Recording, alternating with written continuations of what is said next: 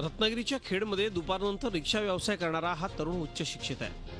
खेडच्या एका कनिष्ठ महाविद्यालयात समीर यादव गेली काही वर्ष प्राध्यापक म्हणून काम करतायत। कायम विनाअनुदानित महाविद्यालयात काम करत असल्यामुळे सकाळी शिक्षकी पेशा आणि दुपारी रिक्षा व्यवसाय अशी दुहेरी कसरत त्यांना करावी लागते।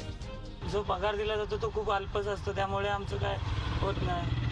सगळं घरची जबाबदारी माझ्यावरती आहे, ती पूर्ण करण्यासाठी मी सगळं रिक्षा चालवतो रात्री।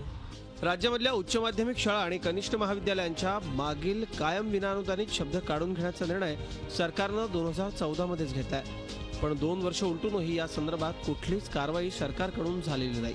धक्कादायक बाब म्हणजे रत्नागिरी आणि सिंधुदुर्ग जिल्ह्यातल्या कनिष्ठ महाविद्यालयांचं मूल्यांकनही झालेलं नाही।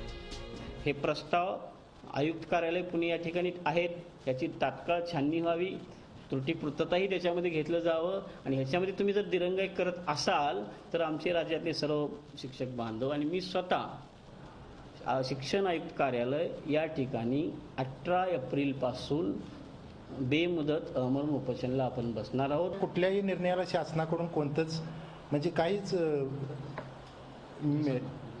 प्रतिसाद मिळत नाही आणि मिळाला तरी पण काय जे त्यांचे आश्वासन आहे ते आम्हाला आश्वासनामध्ये काही भवितव्य दिसत नाही। गेली 15-20 वर्ष केवळ तुटपुंजा मोबदल्यावर काम करणारे अनेक प्राध्यापक आता निवृत्तीला आले।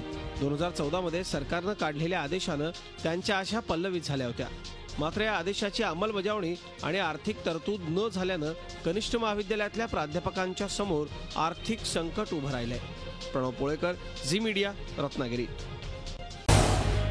झी 24 तास रहा एक पाऊल पुढे।